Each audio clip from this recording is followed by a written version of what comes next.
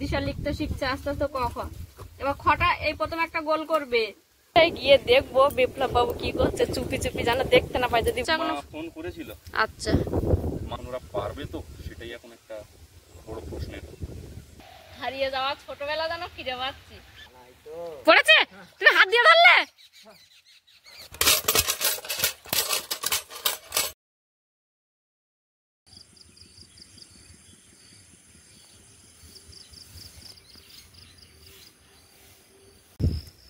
প্রচন্ড পড়ছে গরম, ঝরছে ঘাম দরদরিয়ে, সূর্যি মামা আসছে ওই দিগন্তের মাঠ পেরিয়ে, শান্তি শুধু এইটুকু যে বইছে হাওয়া ঝিরঝির, দুলছে দুলুক গাছের ডাল, ভালো থাকুক পাখির নীড়।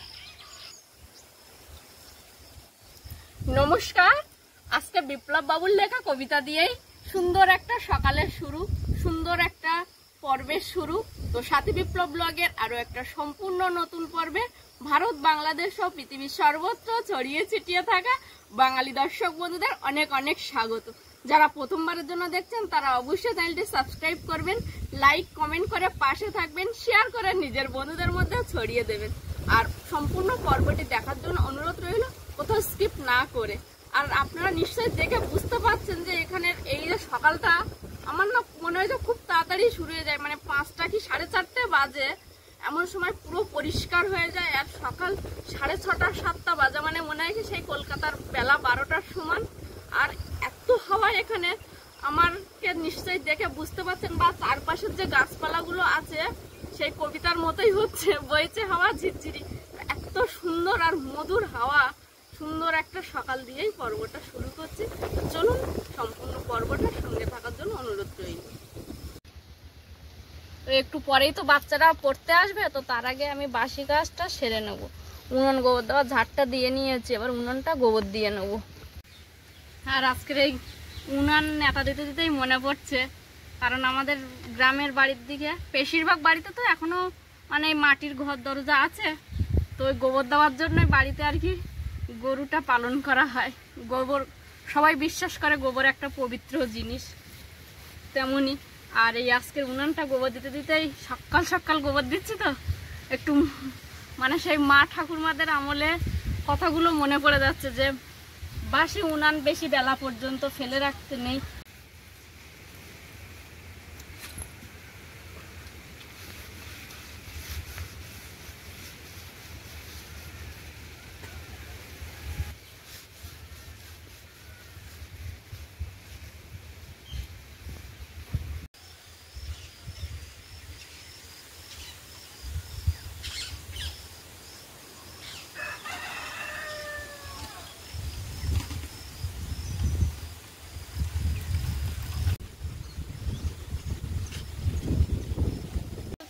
ওখানে বস।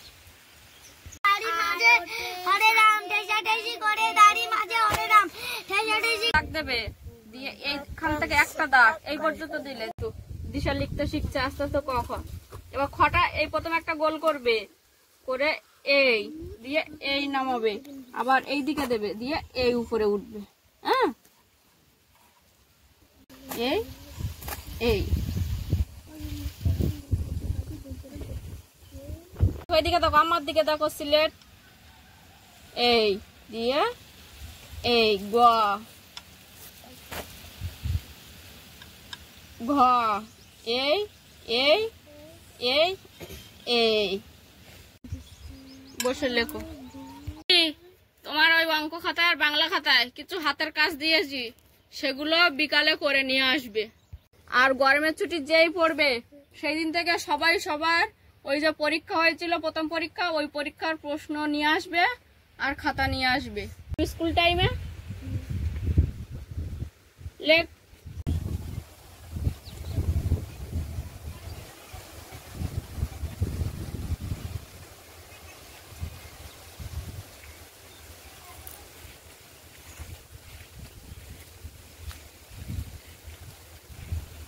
বন্ধুরা, ছাগলটা নিয়ে এখন ওই পারে বাঁধতে যাচ্ছি, আর দেখবো বিপ্লব বাবু কি করছেন। মায়ের গুরু দায়িত্ব আমার উপরে সব পড়ে গেছে, বাচ্চা পড়ানো, রান্না বান্না। ওই যে মা বাচ্চা দুজনেই খেলা করছে, মাটা খাচ্ছে, বাচ্চাও খাচ্ছে, ছাগল ছানাটাও খাচ্ছে। তো এবার আমি আস্তে আস্তে আমাদের সেই এপারথায় যে পুকুরটা আছে ওই পুকুরটায় গিয়ে দেখবো বিপ্লব বাবু কি করছে। চুপি চুপি যেন দেখতে না পাই, যদি বসে থাকে তাহলে তো দেখতেই পাবো না। বেচারা কাজ করছে। কি করছো? ঘাস ওর কাটছো না কাটছো? হ্যাঁ, আপনারা তো বুঝতেই পাচ্ছেন এখানে হাওয়া পুরো শাঁসা শব্দ হচ্ছে, এত হাওয়া হচ্ছে। তো শেষমেশ কীটনাশক দিয়েই তো তেমন বিরাট লাভ হয়নি। এই যে দেখুন সবুজ সবুজ এখনো, এই উপরের যে এগুলো দেখা যাচ্ছে এগুলোকে কাটতে হবে। আর এই যে বিপ্লব বাবু যে কাজটা করছে এগুলো হাত দিয়েই নাকি উড়কে যাচ্ছে, তো এগুলোকে তুলতে হবে, তুলে আর পোড়া দিতে হবে, নাহলে যে আমরা চাষের পরিকল্পনা করছি মাছ চাষের, তো সেটাই সফল হতে গেলে তার পেছনে অনেক খাটতে হবে।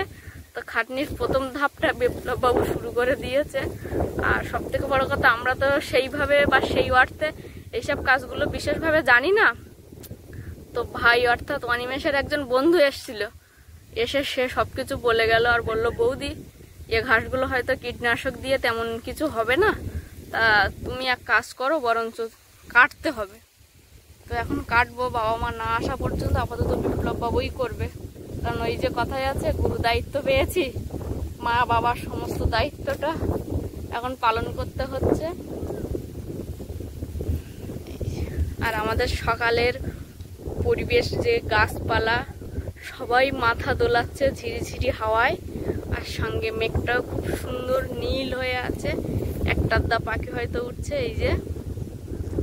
আর মানুষের মতো যে যার বাড়ির যে পোষ্য প্রাণীগুলো আছে সবাইকে একে একে মাঠে দিয়ে গেছে, সবাই এখন খাদ্য গ্রহণে ব্যস্ত আছে, যাদের যা খাদ্য। আমাদের যেমন সকাল হলেই ভাবি কি খাবো, ওরাও তো ভাবে, তো ওদেরকেও বেঁধে রাখতে হয়। এই যে দেখো আপনারা নিশ্চয়ই দেখতে, আর এদিকে সূর্যি মামা উকি দিচ্ছে। ও অনেক আগে, গ্রামে থাকলে সূর্যি মামা অনেক আগে উকি দিয়ে দেয়। এই বড় ঘাসগুলো কাটতে হবে বলো।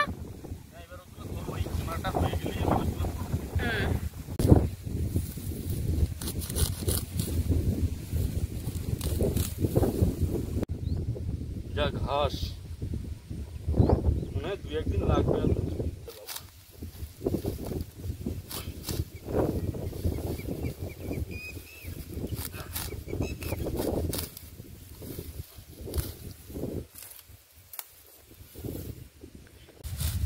তো এখন তো বিপ্লব বাবু ঘাসগুলোকে কাটছে। আর বিপ্লব বাবুর এই কাজে কতটা দক্ষ আছে আমি এখনো সেইভাবে তো দেখিনি। তো বিপ্লব বাবু অনেক কিছুই জানেন, যেমন রান্না বান্না, ভীষণ ভালো রান্না বান্না পারেন, সঙ্গে গল্প, কবিতা, শায়েরি, এই যে লেখালেখি উনি পছন্দও করেন, উপরন্ত লিখতেও পারেন। আর লেখাগুলো খুব সুন্দর হয়, আমি 2-1টা পড়েছি। যেমন আজকেই আপনাদেরকে একটা শুনিয়েছি কবিতাটা, সকালের যে শুরুটা করেছি ওনার লেখায় একটা কবিতা দিয়ে। তো কমেন্ট করে জানাবেন কেমন লিখেছে।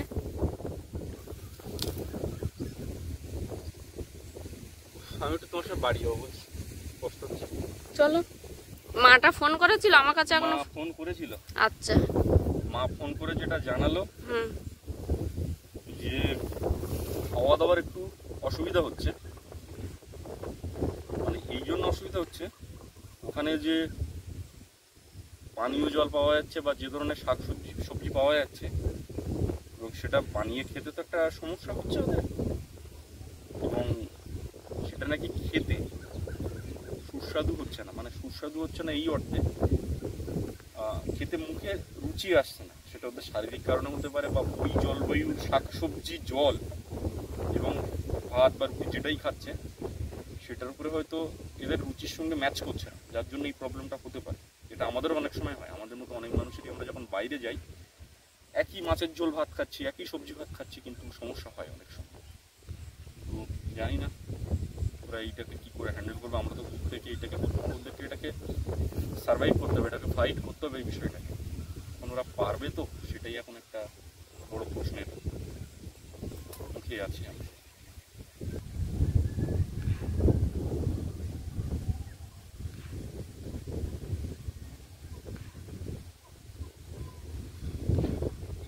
অবস্থা হলো, গরমও পড়েছে কিন্তু খারাপ।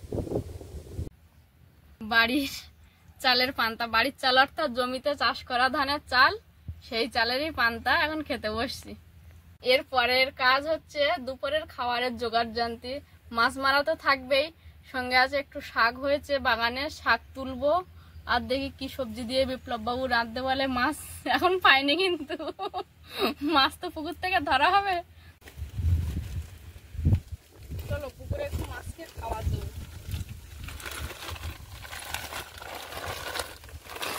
তো দর্শক বন্ধুরা, এখন মাছ ধরবো, মাছ ধরার প্রস্তুতি চলছে। তার আগে আমি একটু পুকুরে মাছের খাদ্য দেবো, কারণ আজকের এত ঝড় হচ্ছে। আর আমরা যারা গ্রাম অঞ্চলে থাকি তারা সবাই প্রত্যেকেই প্রায় জানা যে একটু বেশি ঝোড়ো হাওয়া বা ঝড় হলে আর মাছ ঠিকঠাক ধরা যায় না। তো এখন মাছকে ধরার জন্য আমরা এই পরিকল্পনাই নিয়েছি যে খাবার দিয়ে ধরার চেষ্টা করবো। তাই খাবারটা এখন আমি পুকুরের মধ্যে দেবো কোনায় কোনায়।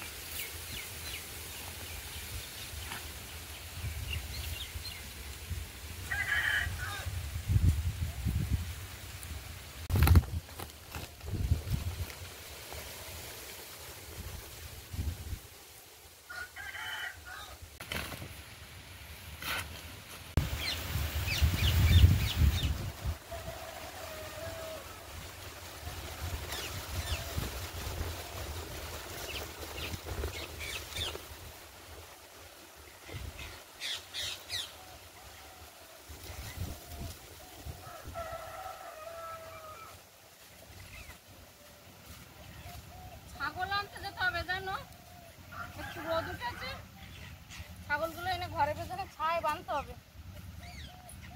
পুকুরে আম পড়েছে, খেয়াল করেছো? হ্যাঁ, যাও যাও যাও। ওরে বাবা, অনেক বড় বড় আম পড়েছে। তো দাঁড়াও, আমি একটা লাঠি নিয়ে আসি, বুঝলে? বস্তাটা রেখে একটা লাঠি নিয়ে আসি।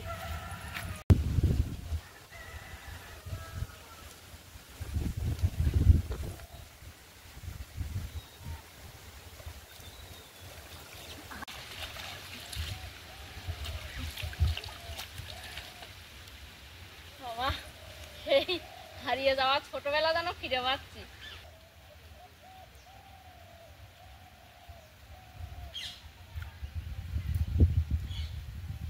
অসাধারণ টেস্ট একেবারে।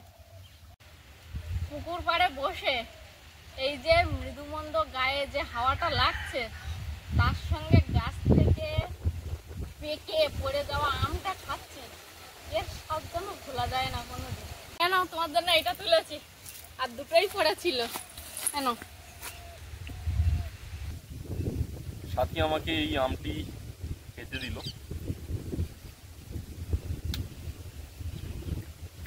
তো সাথীকে কিছু তো দিতে হবে। সাথীকে আমি একটা ছোট্ট গানের কলি উপহার দিতে চাই। যে দেশে রামধনু এঁকে প্রেমীরা কবিতা লেখে, চলো না সেই দেশেতে তুমি আমি আম খাবো পেড়ে। তবে হ্যাঁ, সে দেশে আম গাছ থাকতে হবে, অবশ্যই থাকতে হবে, তাহলে আমি যাবো না। আম আমার একটা খুব প্রিয়, তো আমার নয়, আমার মতো অনেক দর্শক বন্ধুর প্রিয়, অনেক মানুষের প্রিয়। আর এই জন্যই হয়তো আম আমাদের জাতীয় ফল। তবে হ্যাঁ, প্রিয় বলে যে জাতীয় ফল সেরকম নয়। আমের নিশ্চয়ই কিছু নিউট্রিশন ভ্যালু খুব ভালো, আমের গ্রহণযোগ্যতা অনেক বেশি, যার জন্য আমাদের আম হচ্ছে ন্যাশনাল ফ্রুট। তবে এর আরও অনেক কারণ থাকতে পারে, সবটা আমার জানা নেই। তবে না জেনেও আমকে আমি খুব ভালোবাসি, আর আম খেতে খুব ভালো লাগে। Thank you.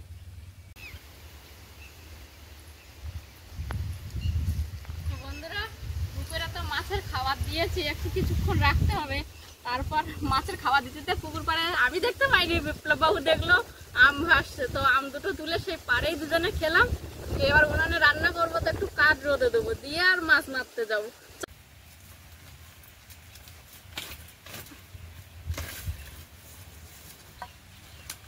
আমার শ্বশুর মশাইয়ের গুছিয়ে রাখা কাঠ উনানের পাশেই রাখা আছে,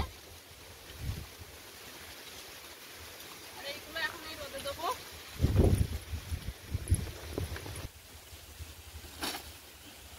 চলো জালটা বার করে আনি। জাল তো নিয়ে আসবো, তার আগে একটু সেই বললাম না বাগানে প্রচুর শাক হয়েছে, বিপ্লববাবু মাছ মারতে যাবে আর আমি এদিকে সবজি টবজিগুলো কেটে কুটে গুছিয়ে রাখবো। বন্ধুরা, এখানে বিভিন্ন রকমের শাক আছে। আমাদের গ্রামের ভাষায় অনেক রকম, আপনারা জানি না কে জানেন কোন শাকের নাম। এই শাকের নামটা আমি জানি না, যদি কেউ জেনে থাকেন তাহলে অবশ্যই একটু কমেন্ট করবেন, কারণ এটা আমি প্রথমবার দেখছি। হয়তো মা বাড়ি থাকলে মার কাছে জিজ্ঞাসা করলে মা বলতে পারতো, তো এখন তো মা বাড়িতে নেই, আর ফোন করে বললেও হয়তো মা বুঝবে না। তো যদি আপনারা কেউ জেনে থাকেন তাহলে একটু প্লিজ কমেন্ট করবেন।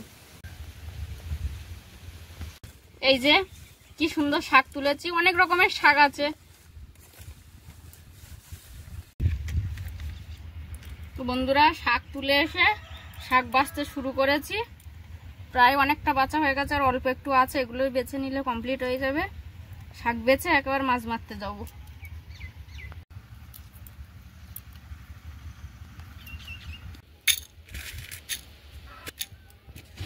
বিপ্লব বাবুর খুব ইচ্ছে যে একটু শুকনো চিংড়ি মাছ দিয়ে শাকগুলো খাবে, তো চিংড়ি মাছটা আমি এখন রান্না করার আগে কিছুক্ষণের জন্য ভিজিয়ে রাখবো।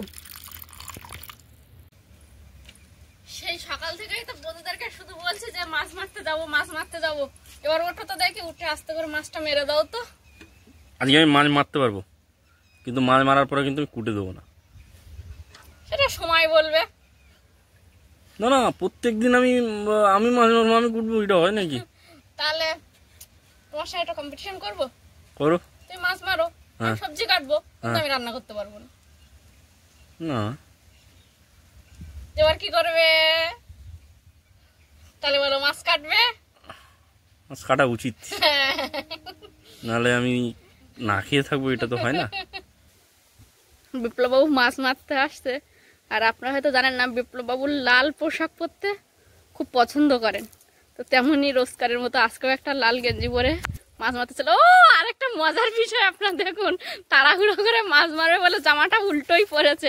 যেটা সামনের দিকে হবে সেটা পেছন দিকে পড়েছে, আর যেটা পেছন সেটা সামনে পড়েছে।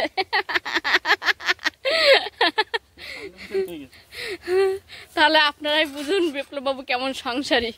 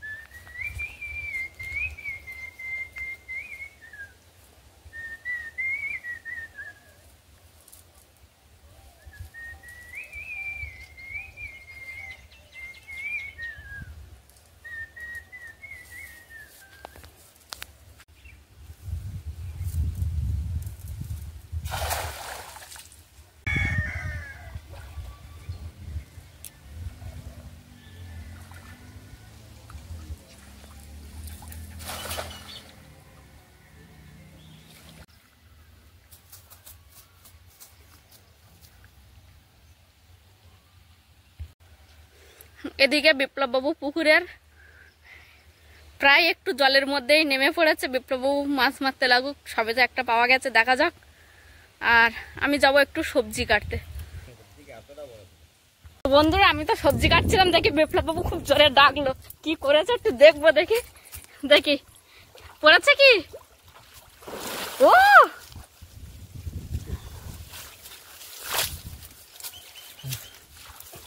এসে এসে বালতিটা নিয়ে এসো তো তাড়াতাড়ি। হ্যাঁ, নিয়ে আসছি। হ্যাঁ, নাও বালতি। ও বাবা, আজকে আবার লাঠা মাছ দেখছি।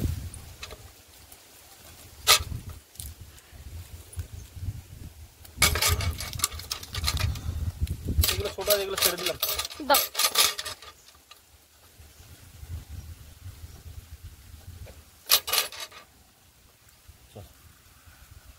হয়ে গেছে? হ্যাঁ।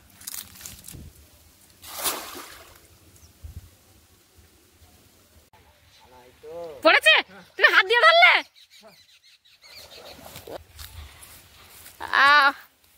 এই যে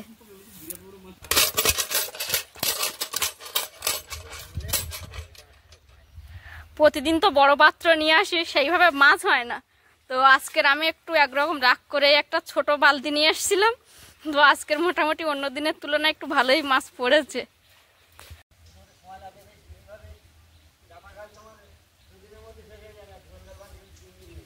এ তোমার পকেটে একটা মাছ ঝুলছে। সত্যি আজকে তোমার কপাল পুরো সোনায় সোহাগা তো।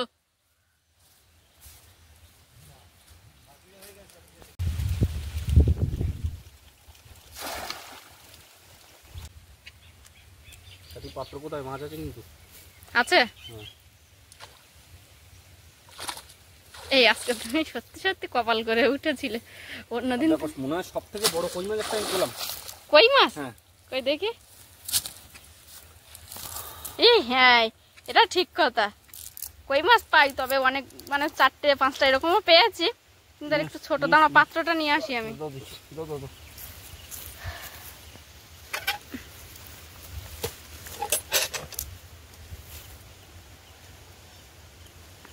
কাঁটা দেবে কিন্তু আস্তে।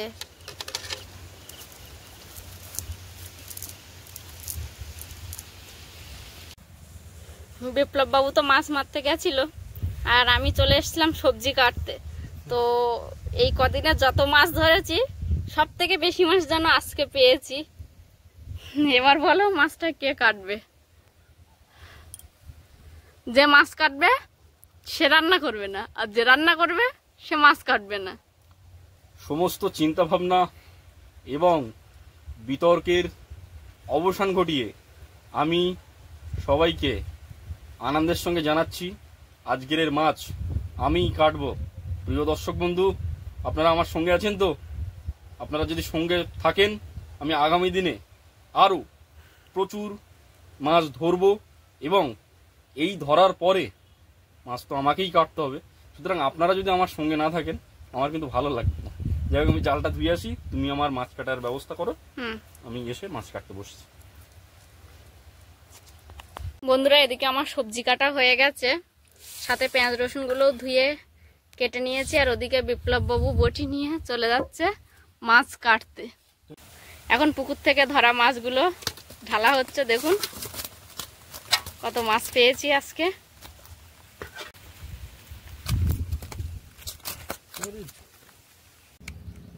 তো এখন আমি উনানটা জ্বালিয়ে নিলাম। তো উনানটা ঠিকঠাক ধরানো হয়ে গেছে বা খুব ভালো জ্বলছে।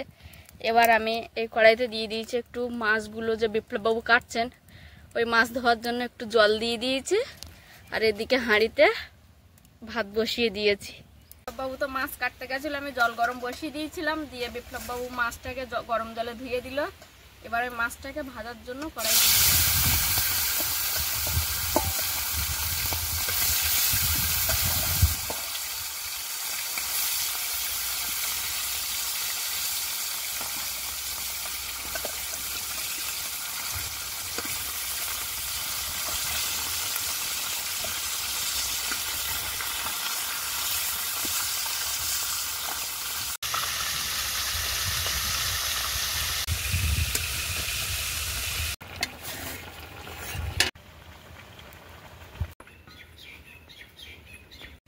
তো বন্ধুরা, সকাল থেকেই তো শুরু করেছিলাম বাচ্চা পড়ানো, শাক তোলা, মাছ ধরা, সবজি কাটা, সবকিছু মিলিয়ে মিশিয়ে এখন দুপুরের আমাদের মেনুতে আছে শাক, শুকনো চিংড়ি মাছ, আর একটা মাছ থেকে একটু ডিম হয়েছিল মাছের পেটে, তো সেই ডিম দিয়ে শাক ভাজা, আর সুলাতা দিয়ে গেছিল কুমড়ো শাকের ডাঁটা, সেই কুমড়ো শাকের ডাঁটা, আলু, আর ঘরে দুটো বেগুন ছিল, দেখছি বেগুনগুলো শুকিয়ে যাচ্ছে, তো কি করব একেবারে দিয়ে একটু শাক ভাজা করেছি, আর বেগুন দিয়ে তোমার লাউ শাকের ডাঁটা, আলু দিয়ে মাছ দিয়ে একটা ঝোল করছি। দুটো তরকারি হচ্ছে। আর এখন তো একটু রোদ উঠে গেছে, দুপুরটাও হয়েছে অনেক, তো ছাগলটা আনবো, এনে ছাগলকে একটু জল দিতে হবে। তো এই পর্যন্ত আপাতত পর্বটা। এতক্ষণ ধৈর্য ধরে দেখার জন্য অসংখ্য ধন্যবাদ। আর যারা প্রথমবারের জন্য দেখছেন তারা অবশ্যই চ্যানেলটি সাবস্ক্রাইব করবেন, লাইক কমেন্ট করে পাশে থাকবেন, শেয়ার করে নিজের বন্ধুদের মধ্যে ছড়িয়ে দেবেন। দেখা হচ্ছে আগামী পর্বে। ততক্ষণের জন্য আপনারা ভালো থাকবেন, সুস্থ থাকবেন, নিজেদের খেয়াল রাখবেন।